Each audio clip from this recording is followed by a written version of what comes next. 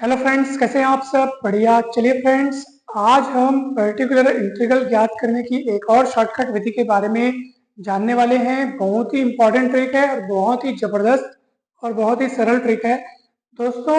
आज हमारे पास क्यू के रूप में, ठीक है, साइन ए एक्स और कॉस ए एक्स रहेगा। ठीक है दोस्तों, पिछले वीडियो में आपने देखा था कि हमने 1/FT क्यू ये फाइंड किया था, इसकी शॉर्टकट विधि देखी थी और उस समय हमारे पास क्यू के रूप में क्या था, ई की घात ए एक्स। ठीक है दोस्तों, तो ये वाला वीडियो आप जरूर देखिएगा और उसके भी पहले के वीडियो जरूर देखिएगा। ये चैप्टर जहां से शुरू हुआ है बेसिक से आप लोग जरूर देखिएगा। सारे वीडियोस आपको लेक्चर क्रमांक के अनुसार डिस्क्रिप्शन बॉक्स में उनके सब सभी वीडियोस के लिंक मिल जाएंगे। तो दोस्तों जरूर जाइएगा, जरूर देखिएगा। बहुत ही इंपॉर्टेंट वीडियोस हैं और बहुत ही हेल्पफुल वीडियोस हैं और इसके पहले की यूनिट्स के भी वीडियोस आपको मिल जाएंगे दोस्तों। तो आज के इस वीडियो में दोस्तों हम 1/FD क्यू ये पता करने जा रहे हैं और जहां क्यू के स्थान पर हमारे पास रहेगा साइन ए एक्स और कॉस ए एक्स, तो उस समय हमें कौन सा सूत्र लगाना है, क्या शॉर्टकट विधि है, तो चलिए देखते हैं दोस्तों। जब आपके पास 1/FD² साइन ए एक्स रहेगा तो आपको यहाँ पर d² के स्थान पर -a² रखना है। ठीक है, a क्या है दोस्तों? x का गुणांक। देखो x का गुणांक a है ना, तो जो x के गुणांक में रहेगा आपको उसी का वर्ग करके उसका ऋणात्मक, ठीक है, आपको यहाँ d² के स्थान पर रखना है और कुछ भी नहीं करना है, बस इतना ही काम करना है। परंतु इसमें आप लोग दो बातें ध्यान रखना। पहली बात, तो जब आप d² के स्थान पर -a² रखेंगे तो इस बात को आप चेक कर लीजिएगा कि कहीं f -a² जीरो तो नहीं हो रहा है, क्योंकि अगर वो जीरो हो जाएगा ना तो 1/0 अनंत हो जाएगा, तो ये मेथड फिर वहां पे असफल हो जाएगा। इसलिए ये मेथड आप तभी लगा सकते हो, ये सूत्र आप तभी लगा सकते हो जब f -a² जो है वो नॉन जीरो हो, यानी कि is not equal to zero हो। ठीक है, इस बात का आप ध्यान रखें। और दूसरी खास बात क्या ध्यान रखने योग्य है दोस्तों, कि ये -a² है, -a² है, ना कि आप उसको ऐसा सोचें -(a)² ऐसा नहीं सोचना है दोस्तों, ये है। अगर आप ऐसा सोचेंगे तो उस हिसाब से फिर आप कहेंगे कि सर -(a)² मतलब a का स्क्वायर है, तो ऐसा नहीं सोचना है दोस्तों, वो ये चीज है। ठीक है, यानी a² करने के बाद फिर माइनस लगा हुआ है।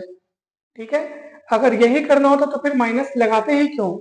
जब हमको -(a)² अगर लिखना होता तो -(a)² होता है ना भाई? तो फिर अगर यही होता तो फिर माइनस लगाने की आवश्यकता क्या थी? तो इसको आपको ध्यान से समझना है।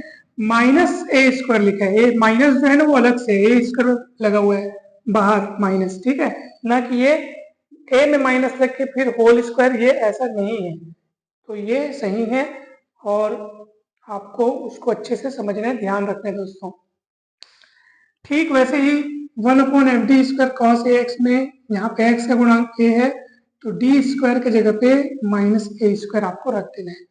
तो चलिए अब हम आगे बढ़ते हैं और प्रश्न यहाँ पे ये है दोस्तों कि सर आपने जैसे बताया कि ये सूत्र है और यहाँ पे f -a² जो है वो जीरो के बराबर नहीं होना चाहिए। ठीक है, नॉन जीरो होना चाहिए, कभी ये विधि अपन लगा सकते हैं। परंतु प्रश्न उठता है कि अगर सर यहाँ पर f -a² अगर जीरो हो जाए तब क्या किया जाएगा? तो दोस्तों यही साइन ए एक्स और कॉस ए एक्स के लिए हम दूसरे सूत्र लिखे हैं और ये आपको तब इस्तेमाल करने हैं जब f -a² जीरो हो जाए। देखो यहाँ पे आप d² की जगह पे x का गुणांक कितना है, a, तो x का गुणांक a है, तो d² की जगह पे आप -a² रखोगे तो -a² प्लस a² कट जाएगा, तो 1/0 अनंत हो रहा है ना भाई? तो ऐसी स्थिति में आपको ये सूत्र न लगा करके क्या लगाना है दोस्तों, ये सूत्र लगाना है। तो देखो सूत्र क्या लिखा है, 1/d² प्लस a² साइन ए एक्स बराबर -x/2a cos a x। तो इस सूत्र को याद रखिएगा दोस्तों। और वैसे ही 1/d² plus a² cos a x जब होगा तो इसके लिए सूत्र है x/2a sin a x। तो दोस्तों बहुत अच्छे से आप इसको याद रखिए, बहुत जबरदस्त सूत्र है ये अपने को तब काम में लेने हैं जब f -a² जो है वो जीरो हो जाए, तब अपने को इनका काम लेना है। ठीक, चलिए दोस्तों कुछ सवाल हमने यहाँ लिख रखे हैं, इनको समझते हैं हम। बहुत ही सिंपल सवाल है। तो चलिए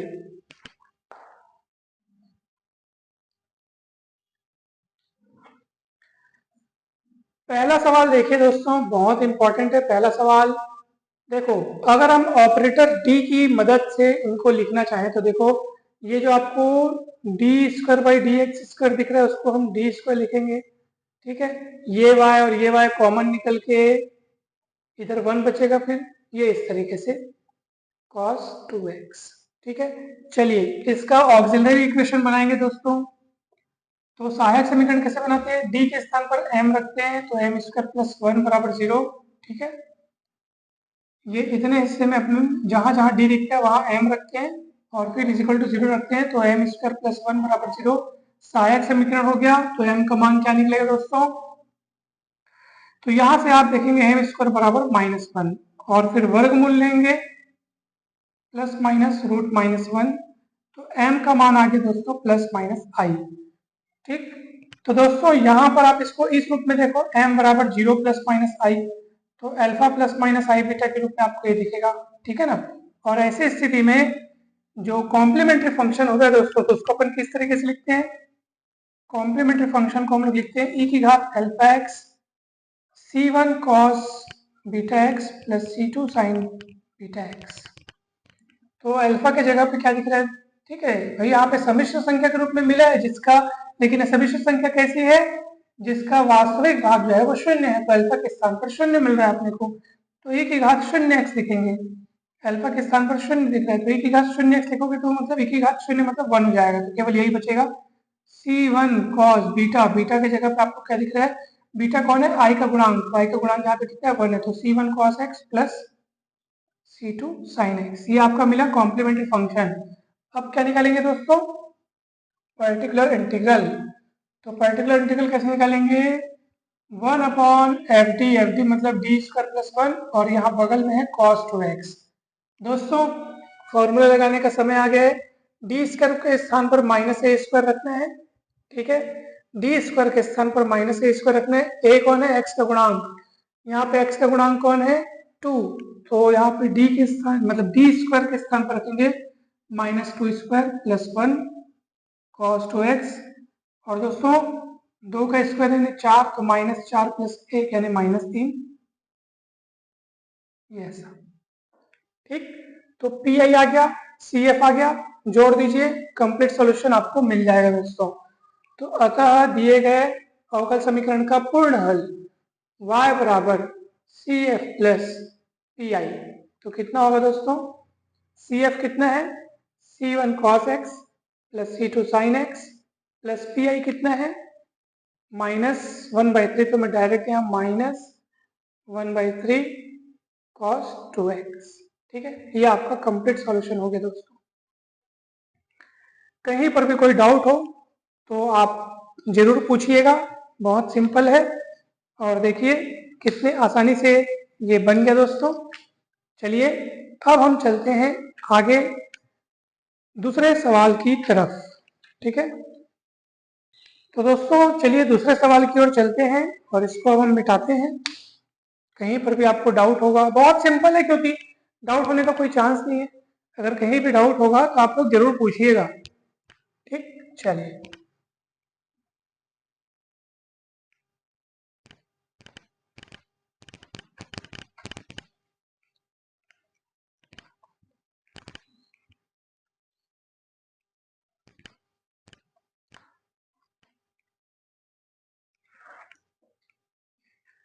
तो दोस्तों अब हम देखने जा रहे हैं दूसरा सवाल। तो दूसरा सवाल क्या दिया देखो, D square Y by D X square -4y e की घात x प्लस साइन 2x। सबसे पहले आप इसका ऑक्सिलरी इक्वेशन निकालेंगे दोस्तों। तो यहाँ पर इसका ऑक्सिलरी इक्वेशन होगा, इसके लिए एम स्क्वायर, क्योंकि अब इसको अपन क्या लिख सकते हैं देखो दोस्तों, इस पूरे हिस्से को अपन कैसे लिख सकते हैं, डी स्क्वायर -4 और y कॉमन निकाल के लिख सकते हैं, और राइट साइड वाला तो वैसे ही रहेगा, ठीक है। तो d के स्थान पर m रखते हुए आप m स्क्वायर -4 करके लिखेंगे बराबर 0, तो m बराबर आ जाएगा +-2। तो इसका कॉम्प्लीमेंट्री फंक्शन किस तरीके से तैयार होगा दोस्तों, देखिए कॉम्प्लीमेंट्री फंक्शन तैयार होगा c1 e की घात में 2x प्लस c2 e की घात में -2x। क्योंकि रूट्स जो है वो रियल हैं और अलग अलग है, तो इस तरीके से लिखे जाएंगे। कॉम्प्लीमेंट्री फंक्शन तैयार हो जाने के बाद अब समय आता है पी आई का। ठीक है, तो पी आई कैसे निकालेंगे दोस्तों? तो यहाँ पे 1/d² - 4 और यहाँ पे कौन है, e की घात x प्लस साइन 2x। जब एक से अधिक फलन हो योग या अंतर के रूप में इस तरीके से हो दोस्तों, तो इसको आप अलग अलग ऑपरेट कर सकते हैं, मतलब अलग अलग बांट सकते हैं इसको। तो चलिए, ये इसमें बटेगा, फिर ये इसमें भी बटेगा। तो दोस्तों, तो यहाँ पर ये हो जाएगा 1/d² - 4 e की घात x, यानी ये इसमें बढ़ गया, और 1/d² - 4 साइन 2x। ठीक, कहीं पर भी डाउट हो तो जरूर पूछिएगा। अब ये तो यहाँ पर e की घात x है दोस्तों, जिसके लिए नियम हमने कल पढ़ा था, कल के वीडियो में। ठीक है, तो हम फिर से कह रहे हैं कि अगर आपने वो वीडियो नहीं देखा है तो जरूर जाइए, इस वीडियो के डिस्क्रिप्शन बॉक्स में आपको सारे वीडियोस के लिंक दिए हुए हैं, आपको बहुत बढ़िया तरीके से सारे टॉपिक समझ में आ जाएंगे दोस्तों। तो चलिए, अब x का गुणांक कितना है, यहाँ पे 1 है, तो d के स्थान पर 1 रखेंगे तो 1² तो 1² मतलब 1 और 1 - 4 यानी कि -3, यानी कि कुल मिला के -1/3x आ जाएगा। ठीक है ना। क्या करते हैं अपन, यहाँ पे x का गुणांक कितना है 1, तो d के स्थान पर 1 रखते हैं, तो d के स्थान पर 1 रखेंगे तो 1² यानी 1 और 1 - 4 यानी -3, तो इस तरीके से। तो इसका नियम बहुत डिटेल में समझाया गया है, पिछले वीडियो में जरूर देखिएगा। और ये तो साइन 2x है, तो साइन कॉस वाला तो अपन इसी में पढ़े। तो यहाँ पे x का गुणांक कितना है 2, तो यहाँ पे अपन d के स्थान पर रखेंगे -2², ये -4 है साइन 2x, तो आपके पास कितना आएगा -1/3 e की घात x और -4 -8, ठीक है, साइन 2x। कहीं पे भी डाउट हो तो जरूर पूछिएगा दोस्तों। चलिए, अब आप उनको जोड़ करके लिख देंगे तो आपका फाइनल उत्तर आ जाएगा। ठीक है, अतः दिए गए अवकल समीकरण का अभिष्ट पूर्ण हल है y = CF + PI। Complete solution ऐसे बनेगा। ठीक है, पूर्ण हल करके लिख दीजिए, पूर्ण हल। तो CF कितना है दोस्तों? CF आपके पास C1 e की घात 2x, C2 e की घात -2x और ये PI। ठीक है, पर्टिकुलर इंटीग्रल CF + PI। तो ये कितना होगा दोस्तों? ये आपका -1/3 e की घात x और -1/8 साइन 2x। CF और PI को अपन ऐड करके लिखते हैं तो वही हमारा अभिष्ट पूर्ण हल होता है दोस्तों। ठीक है,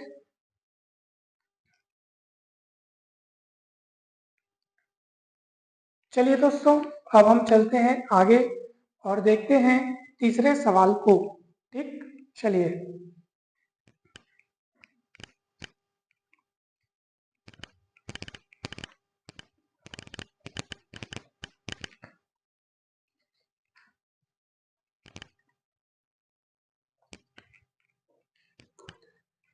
तो तीसरा सवाल देखते हैं दोस्तों, क्या दिया है। ठीक, तीसरा सवाल देखो आप लोग, d² + d + 1 y बराबर साइन 2x। ठीक, चलिए कैसे बनेगा। सबसे पहले इसका अपन ऑक्सिलरी इक्वेशन निकालेंगे। तो d के स्थान पर m रखते हैं, तो m² + m + 1 बराबर 0। सॉल्व करेंगे दोस्तों, सूत्र विधि से सॉल्व करेंगे तो m बराबर -b, तो m का गुणांक जो है यहाँ पे वही b है, तो -b। ठीक है, देखिए यहाँ पे m का गुणांक कितना है 1, तो -1 + -b² मतलब 1 का स्क्वायर -4ac 4 × 1 × 1 है ना भाई, अपॉन 2a। तो आपका m का मान क्या आएगा दोस्तों? -1 प्लस, देखो 1 - 4 यानी -3 और रूट के अंदर -3 मतलब क्या हो जाएगा i√3 अपॉन 2। तो यहाँ पे दोस्तों m का मान कितना है -1/2 प्लस माइनस i√3/2। तो दोस्तों आप इसको किस रूप में देखेंगे? अल्फा प्लस माइनस आई बीटा के रूप में देखेंगे। और इस रूप में जब आप इसको देखेंगे तो इसका कॉम्प्लीमेंट्री फंक्शन क्या लिखेंगे दोस्तों? ऊपर लिखता हूं मैं, इसका कॉम्प्लीमेंट्री फंक्शन अपन क्या लिखेंगे? तो सूत्र क्या होता है दोस्तों बताइए? e की घात alpha x c1 cos beta x plus c2 sin beta x.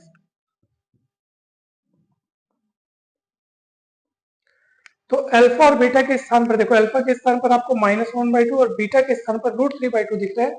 सूत्र में लगा लीजिए, आंसर आपको तुरंत मिलेगा, मतलब कॉम्प्लीमेंट्री फंक्शन आपको तुरंत मिल जाएगा। तो e की घात में अल्फा एक्स मतलब -1/2x यानी कि -x/2, c1 cos beta X मतलब √3/2x, ठीक है, plus c2 sin √3/2x।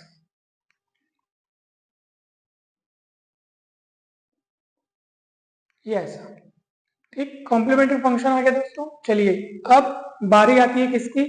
P I की, यानी पर्टिकुलर इंटीग्रल। तो उसको कैसे लिखेंगे अपन? 1/d² प्लस d प्लस 1, और यहाँ पे क्यू के स्थान पर दिख रहा है sin 2x, ठीक है। देखिए दोस्तों, हमने आपको पहले ही बताया कि ये सूत्र लगाने के लिए अपने को d² के स्थान पर -a² लिखना है, d² के स्थान पर, d के स्थान पर नहीं लिखना है, सिर्फ d² के स्थान पर लिखना है। तो भैया ठीक है, कोई बात नहीं, कोई प्रॉब्लम नहीं है, d² है ना हमारे पास, चलो उसके स्थान पर अपन सूत्र को अप्लाई करेंगे। तो क्या करेंगे बताइए? d² के स्थान पर -a², a कौन है? x का गुणांक, तो x का गुणांक यहाँ कितने? 2 है, तो यहाँ पे अपन रख देंगे d² के स्थान पर -2² और plus d plus 1 sin 2x, ठीक है। तो दोस्तों -2 का वर्ग यानी कि मतलब -2 का वर्ग, यानी कि ये ऐसा नहीं है, -2 पूरे का वर्ग नहीं है, ध्यान दीजिए इसको, ठीक है। अगर ये ऐसा होता तो ये 4 हो जाता, परंतु ये ऐसा नहीं है, 2 का वर्ग में माइनस लगा है, अर्थात 4 में माइनस लगा है, अर्थात ये -4 है। तो -4 प्लस 1 कितना हो गया? -3। तो ये कितना होगा दोस्तों? d -3 sin 2x। तो दोस्तों अब हम क्या करें यहाँ पर? तो दोस्तों आप हमेशा याद रखिएगा कि जब आप ऐसे स्थिति में पहुंच जाएं उस समय हमें क्या करना है? जैसे यहाँ पे क्या लिखा है? d -3, ठीक है। तो हम ये वाला सूत्र तो लगा नहीं सकते भी, क्योंकि ये सूत्र लगाने के लिए आपके पास d² होना चाहिए, d² तो है नहीं क्योंकि बटे में तो d दिख रहा है। तो दिमाग लगाइए कि d² कैसे ला सकते हैं। तो दोस्तों यहाँ पे सोचिए, अगर मैं अंश और हर में d+3 का गुणा कर दूं, ठीक है, किसका गुणा? d+3 का अगर ऊपर नीचे गुणा कर दूं, d -3 पहले से है और d+3 का ऊपर नीचे गुणा कर दूं, तो दोस्तों a+b वाला यहाँ सूत्र लग करके d² -3² अर्थात d² -9 बन जाएगा, अपने पास बटे में d² मिल जाएगा, फिर हम वो सूत्र को फिर से लगा सकते हैं दोस्तों। तो चलिए, तो इसके बाद क्या हो जाएगा दोस्तों? आप देखेंगे यहाँ पर, तो ऊपर में हो गया ये आपका d+3 और नीचे में हो जाएगा d² -3² अर्थात 3² मतलब 9, ठीक है। तो ये sin 2x हो गया दोस्तों। चलिए लगाइए फिर से वही सूत्र, d² के स्थान पर क्या रखना है? -a² अर्थात -2², तो -2² -9 और ये d+3 sin 2x। तो दोस्तों कितना हो जाएगा? 2 का वर्ग 4, तो -4 -9 हो गया -13, ठीक है। और साथ में d+3 sin 2x। तो दोस्तों वास्तव में ये एक प्रकार से देखा जाए तो ये इस पे एक ऑपरेटर की तरह काम करे, एक ऑपरेटर है, मतलब ये अलग अलग अब बटेगा, यानी कि d पहले बटेगा sin 2x में, और 3 क्या है? 3 तो कोई संख्या है, तो आप बिंदास इसको गुणा करके लिख सकते हैं, 3 × sin 2x यानी कि 3 sin 2x, ठीक है। तो अपन उसको ऐसे लिखेंगे। अब देखेंगे -1/13, चलिए d मतलब d एक ऑपरेटर है, अवकल संकारक, डिफरेंशियल ऑपरेटर है दोस्तों ये, ठीक है। तो ये अवकल संकारक है, यानी d का मतलब क्या होता है? आप सभी को पता होगा, d का मतलब d/dx, d/dx मतलब अवकलन करना है अपने को। तो अवकलन कीजिए, तो sin 2x का अवकलन करेंगे x के सापेक्ष, तो क्या हो जाएगा दोस्तों? cos 2x और x का गुणांक आपको सामने लिखना है, और +3 sin 2x। इस तरीके से आपका पी आई आएगा दोस्तों। उसके बाद आप कंप्लीट सॉल्यूशन बनाने के लिए आप क्या करेंगे, अब मैं इस सूत्रों को मिटा देता हूँ। अब तो आपको ये सूत्र याद हो चुके होंगे, ठीक। नीचे वाला सूत्र को मैं नहीं मिटाता हूँ क्योंकि अभी उसका काम होना बाकी है दोस्तों, ठीक है। तो ये हो जाएगा दोस्तों, अतः संपूर्ण हल बराबर y इज इक्वल टू, ठीक है, C F plus P I. तो सी एफ कितना है दोस्तों, कहाँ गया सी एफ, वो देखिए सी एफ ई की घात माइनस एक्स बाई टू, फिर ब्रैकेट में आएगा c one cos root three by two x plus c two sine root three by two x, c f हो गया प्लस पी आई। तो पी आई अपना minus में है इसलिए डायरेक्ट में माइनस वन बाई थर्टीन, फिर ब्रैकेट में क्या आएगा दोस्तों, two cos three X, sorry two cos two x plus three sine two X, ठीक। तो इस तरीके से ये बनेगा दोस्तों। कहीं पर भी कोई डाउट हो, कोई भी डाउट हो तो जरूर पूछिएगा। ये कंप्लीट हल हमारा आ गया दोस्तों। चलिए दोस्तों, अब चलते हैं हम अगले सवाल की ओर। 3 सवाल बन गए, अब चौथे सवाल में चलते हैं, ठीक है।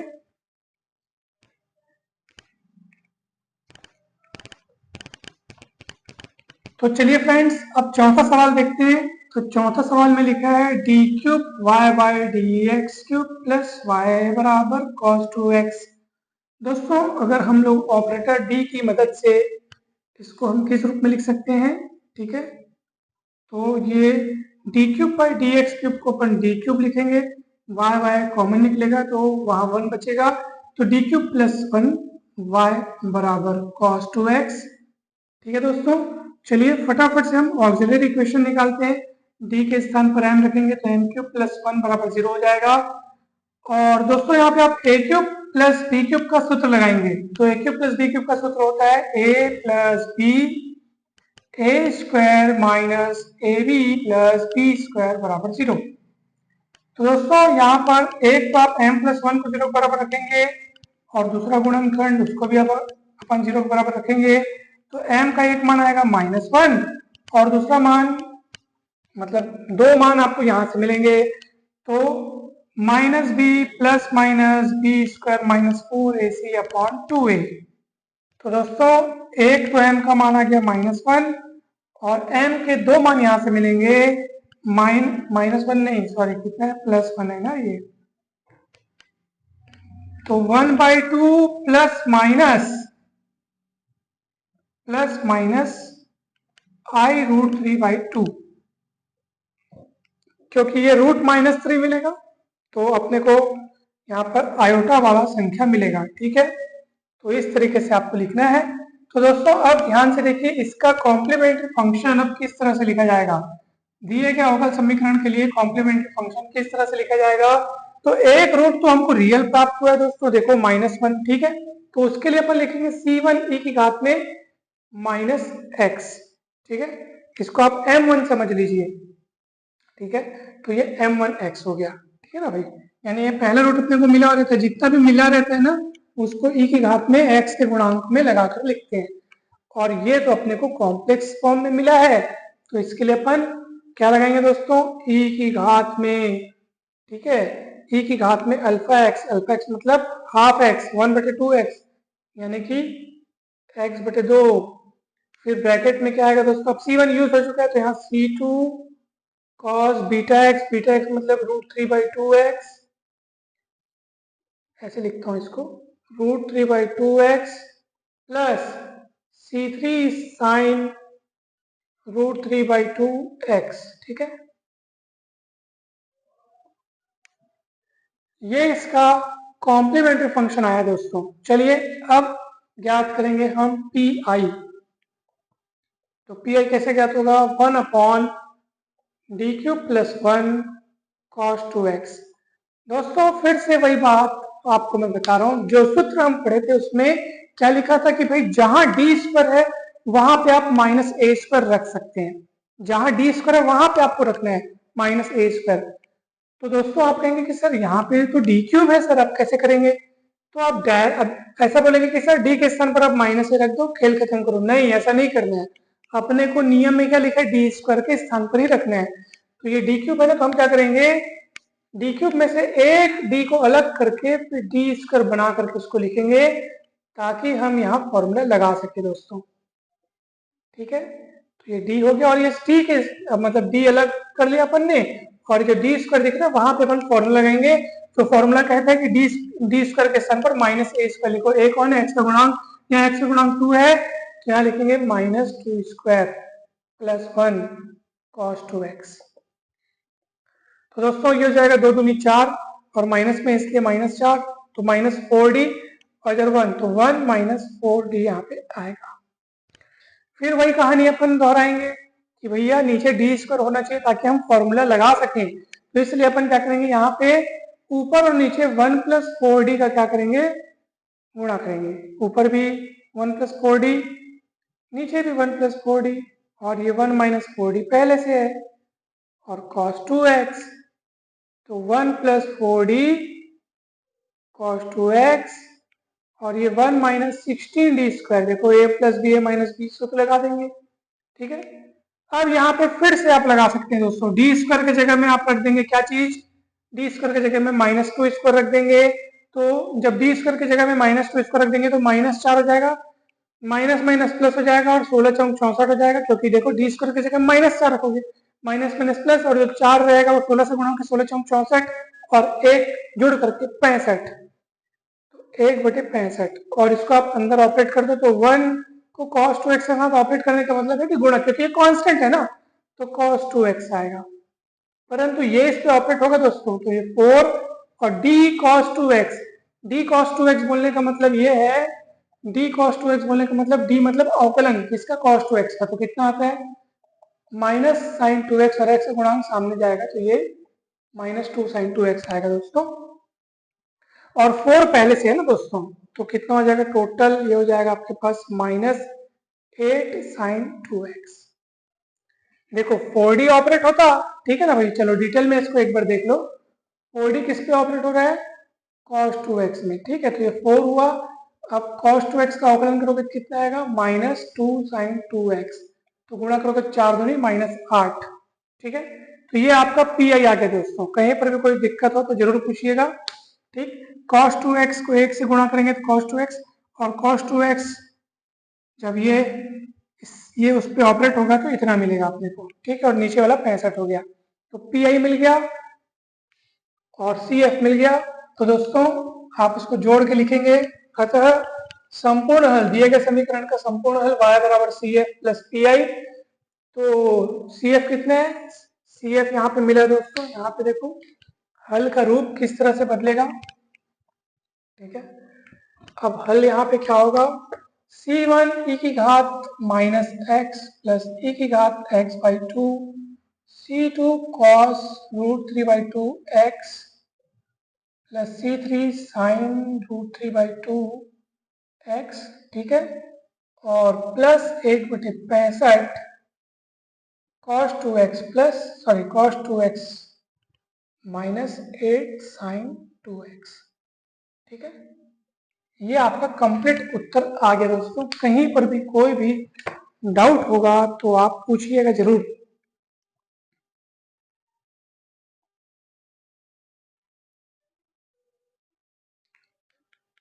ठीक, चलिए दोस्तों, तो ये आपका चौथा सवाल भी बन गया।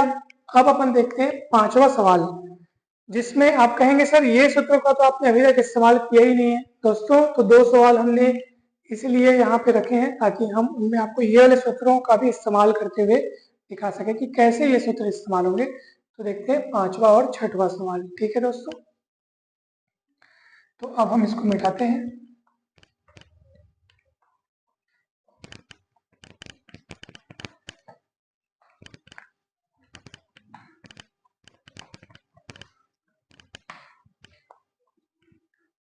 तो देखिए दोस्तों, पांचवें सवाल में क्या लिखा हुआ है,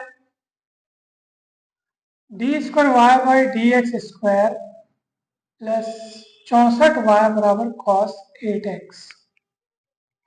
अगर अपन इसको ऑपरेटर डी की मदद से लिखें तो D square plus 64, y common निकल जाएगा cos 8x। ठीक है दोस्तों, चलिए ऑक्सिलरी इक्वेशन क्या होगा दोस्तों, डी के स्थान पर m रखेंगे तो m स्क्वायर प्लस 64 बराबर 0। m बराबर आ जाएगा, देखो 64 उधर जाएगा तो -64 का वर्गमूल लोगे तो प्लस माइनस 8i। तो CF कैसे बनेगा, तो यहाँ पे वास्तविक भाग शून्य है इसलिए e की घात शून्य हो जाएगा यानी 1 हो जाएगा।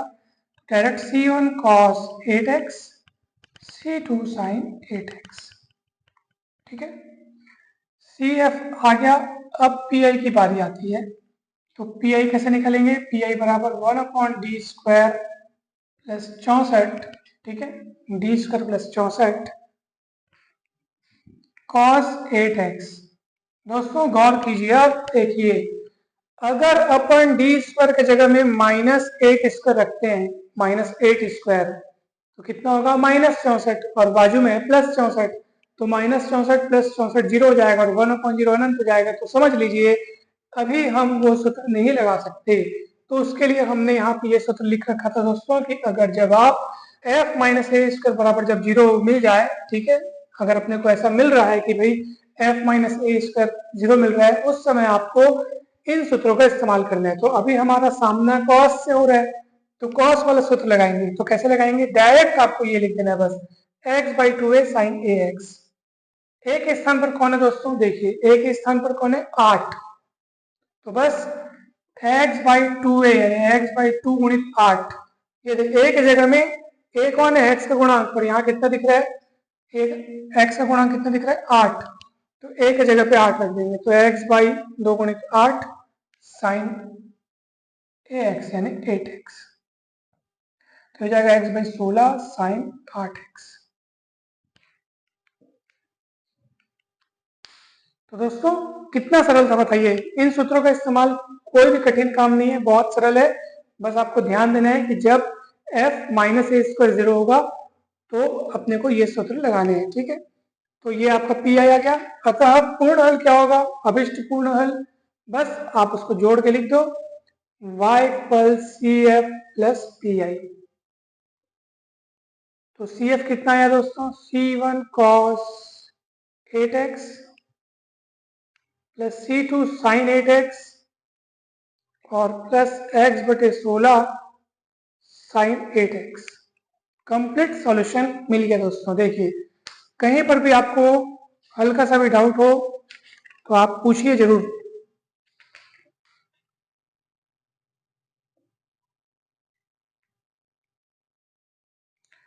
तो दोस्तों ये भी सॉल्यूशन बन गया। अब चलिए दोस्तों एक छठवां सवाल आपको होमवर्क के रूप में, ठीक है, 5 हमने बताया, एक आपको बनाना है ताकि आपका भी प्रैक्टिस हो जाएगा इससे। ठीक है दोस्तों, मुझे पूरी उम्मीद है कि आपको सारे सवाल बहुत अच्छे से समझ में आए होंगे। अगर वीडियो अच्छा लगा हो दोस्तों तो जरूर लाइक करें, सारे दोस्तों के साथ शेयर करें, और आप इसके पहले के सारे टॉपिक्स के वीडियोस बहुत अच्छे तरीके से समझ सकते हैं हमारे चैनल के माध्यम से। प्लेलिस्ट में जाकर के आप अनेक सारे वीडियोस देख सकते हैं। इस वीडियो के डिस्क्रिप्शन बॉक्स में आपको इस वीडियो से पहले के सारे वीडियोस के लिंक मिल जाएंगे। दोस्तों आप चाहें तो हमारे व्हाट्सएप ग्रुप में भी जुड़ सकते हैं, डिस्क्रिप्शन बॉक्स में आपको हमारा व्हाट्सएप नंबर मिल जाएगा, वहां से आप कांटेक्ट करके जुड़ सकते हैं। और दोस्तों किसी भी प्रकार की डाउट हो तो आप जरूर बेझिझक पूछ सकते हैं। आप सभी को बहुत बहुत धन्यवाद, जल्द ही मिलते हैं दोस्तों नेक्स्ट वीडियो में, और थैंक यू सो मच।